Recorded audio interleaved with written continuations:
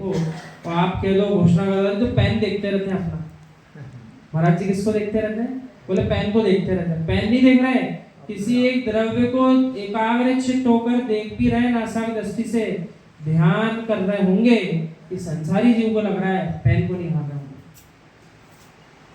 बात पकड़ में आई आपको? आंख खोल के करोगे तब भी ध्यान नहीं, संसारी जीव आंख बंद कर ले तब भी ध्यान नहीं, तो क्या करो? नासाग्र दृष्टि बनाने का प्रयास करो। और जब तक नासाग्र दृष्टि रहेगी, आपका मस्तिष्क, आपका ज्ञान उसी क्षेत्र में कॉन्सेंट्रेटेड रहेगा। जब आप नासाग्र दृष्टि तोड़ोगे, पूरी आंख खोलोगे, तब जाकर आपका ज्ञान वहां से हटेगा।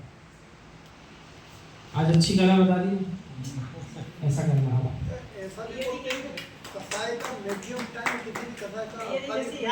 अंतर कौन? हाँ, 48 मिनट मतलब अधिकतम सीमा है, एक समय कम, वही है किसी भी कषाय में।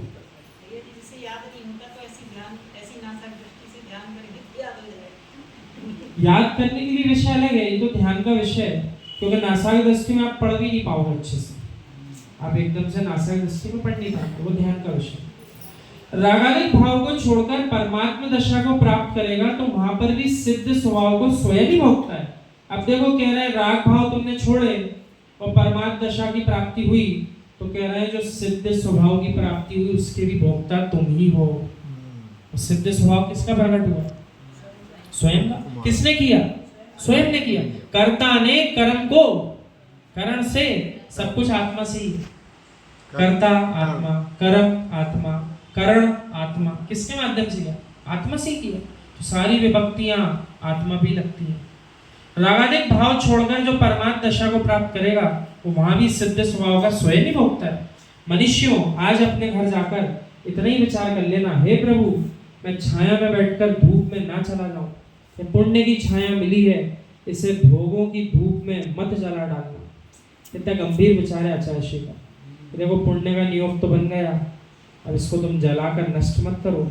ऐसा चिंतन करोगे तो चिंता नष्ट हो जाएगी और तुम्हारा सब कुछ छूट जाएगा।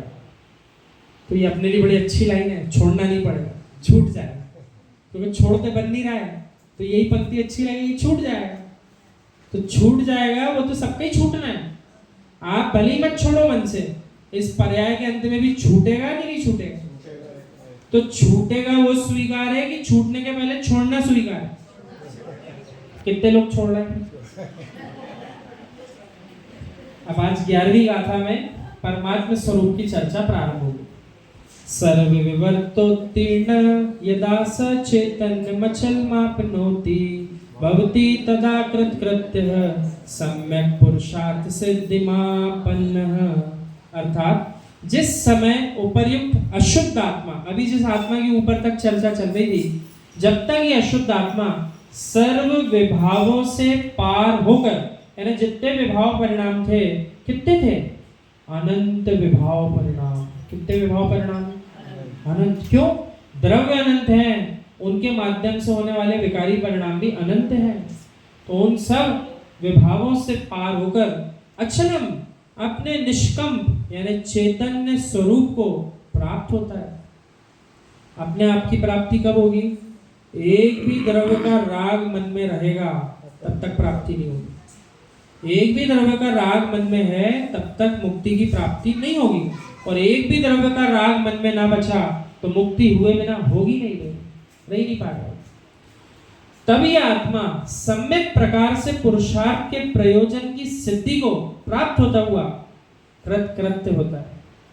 किचकिच्छा, इसके लिए समय सार्वजनिक शब्द है, किचकिच्छा, कृतकृत्य होता है। भगवान क्या हुआ है? भगवान किचकिच्छा, भगवान कृतकृत्य हो चुके। अब किसको होना है? अब किसको होना है?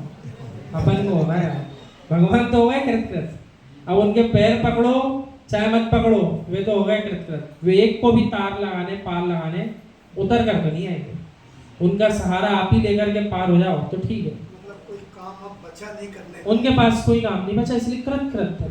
और संसारी जीव कृतकृत्य कब मानता है? 2 ही बंगले थे, तीसरा और हो गया मेरे नाम, मैं कृतकृत्य हो गया। संसारी जीव किससे? अभी तक 2 ही चेन थी, तीसरी चेन भी खरीद ली, मैं कृतकृत्य हो गया। किसी ने ऐसा अभी खरीदी हो तो हमारी बात पे मत करना, काल्पनिक बात है हमारे साथ। जिस समय आत्मा समस्त विभागों से विरक्त होकर अपने निष्कंप चैतन्य स्वरूप को प्राप्त होता है। निष्कंप क्या अर्थ है? निष्कंप सागर महाराज जी की जय हो, तो महाराज जी की जय तो बहुत समय से कर रहे हो आप। और निष्कंप सागर जी महाराज का अर्थ क्या है नाम का? निष्कंप, आत्मा का स्वभाव निष्कंप क्या अर्थ है?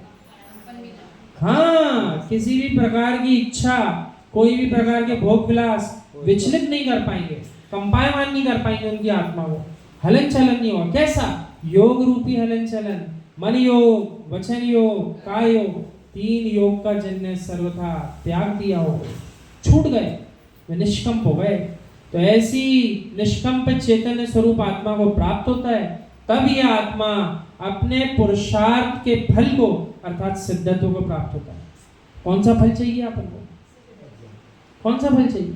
सिद्धत्व का फल चाहिए। इसके अलावा कोई भी फल मुझे स्वीकार नहीं।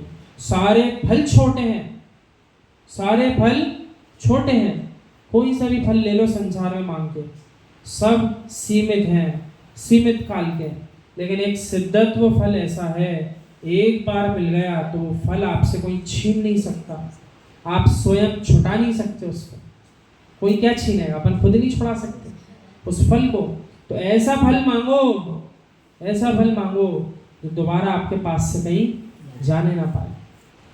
वो मनुष्यों, वर्धमान स्वामी की पावन पीयूष देशना हम सभी सुन रहे हैं। आचार्य अमृतचंद स्वामी जी ने तत्व दृष्टि, द्रव्य की दृष्टि और पर्याय दृष्टि का बृहद कथन किया है। जो वस्तु का स्वभाव है वही तत्व है। अब ये तत्व की जो अपन चर्चा करते हैं, जीव कह सकता है, ठीक है 7 तत्व के नाम याद कर लेते हैं, ठीक है, जीव ऐसा होता है, ये परिभाषा है, आश्रम की ये परिभाषा है, इतने भेद है, सब पढ़ लो, सब पढ़ लो। इस शब्द का ज्ञान चल रहा है, तत्व का ज्ञान नहीं हुआ। तत्व ज्ञानी जीव जो होगा वो मात्र शाब्दिक परिभाषा नहीं जानता, उस पर चलता है, उस पर चलता है। और जो चल नहीं रहा, शब्दों की परिभाषा मात्र इसी पर्याय में नहीं सुनी, इससे पूर्व भी अपन ने कई पर्यायों में सुनी। आपको क्या लग रहा है? आपने पाठशाला इसी पर्याय में अटेंड करी बचपन में? पाठशाला इसी पर्याय में करी क्या?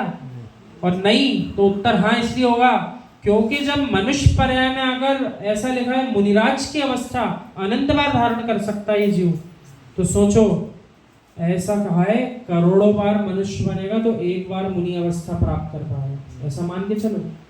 यानी लाखों करोड़ों बार मनुष्य बनता है तब एक बार जाकर मुनिराज बन पाता है। अब जब अनंत बार लिखा है कि आपने ऐसी पर्याय भी धारण कर ली मुनि पद की, तो सोचो मनुष्य कितनी बार बने हो, मनुष्य कितनी बार बने।